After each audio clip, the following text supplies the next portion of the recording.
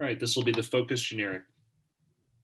So to start, Johnny, how do you hope audiences will experience what do you hope their experience will be while watching this movie? My hope for any audience watching Come Play is that they'll just take the ride. Any great thriller or horror film, adventure film, should feel like a ride. And I think kind of, clicking your safety belt and just going for it is the way to jump into one of these movies. Yeah, I think it has a big heart, but it has some big scares. And the combination of those two things is something that I always look for when I'm going to see a film. So I just hope that people will buckle up and take the ride with us. And what was your initial reaction when you first read the script? Was there a specific aspect that made you want to get on board or attracted you most? Yeah, when I first read the script, I loved how it was this kind of love letter to a lot of the kind of PG oriented scary films that I grew up with. A lot of the Amblin movies that I grew up with. I was a child of the '80s, and so I grew up with a lot of those films and. Being able to be part of that great legacy in storytelling was very exciting for me.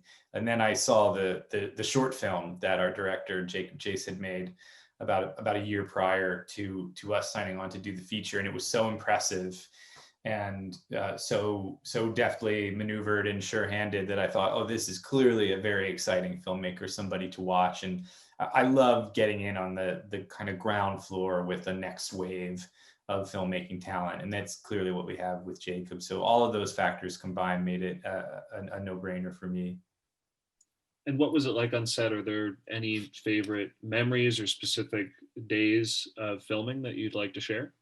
When we were filming, the stuff that I remember the most, weirdly enough, is the scenes where I was the most isolated. My character works a night shift in a parking garage toll booth, and there's a couple of scenes that take place on the late night where my character is just kind of stuck in this booth, bored out of his skull, and starting to have some strange commune with this online entity in the film. And those were exciting because it was just kind of piece by piece. The scenes were very broken up. It very much kind of relied on the editing of it, but it was just me and Jacob and the film crew kind of working from about 8 p.m. until 7 a.m. in the morning until the sun came up and we lost the dark cover of night.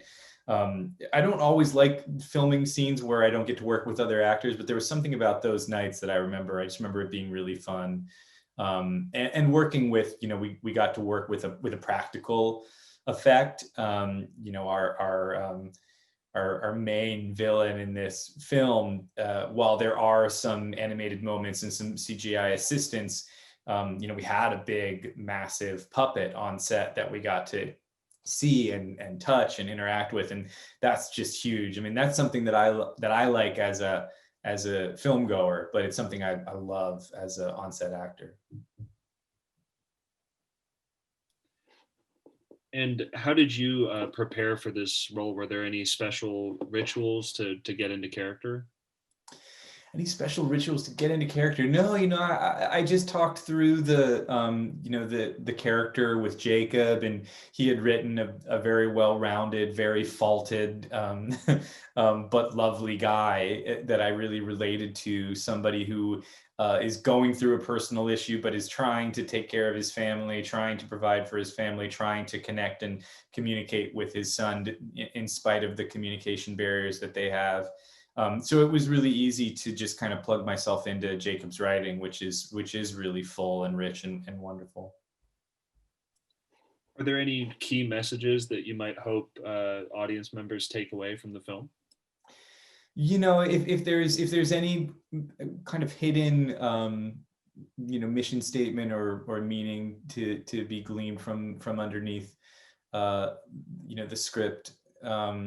I think there's something in there about loneliness and that we live in this digital age and everything is at our fingertips, and yet I think that we find ourselves getting more and more disconnected in a way, so to speak. And to remember that that not all of the answers and not all of the friendship and happiness that you're looking for lies within a screen somewhere. I think that's it's in there if you want to take it, but you can also just grab some popcorn and have a good time.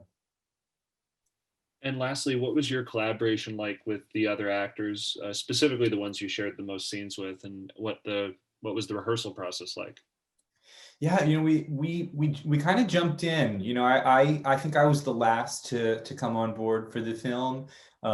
Gillian and Azhy were already cast when I showed up, and so I didn't get a ton of rehearsal or research time, but I didn't mind. I loved just kind of throwing myself into it. And we shot it up in Toronto, and I live in New York, so it's a quick commute for me. So I made a few trips back and forth to film it. But I remember just getting there, and the producers took us all out to a really nice dinner, and I sat next to Azhy, and we got to kind of just chat and bond a little bit, and then the three of us, we just kind of we just locked into playing this family. There was something very natural and organic about it.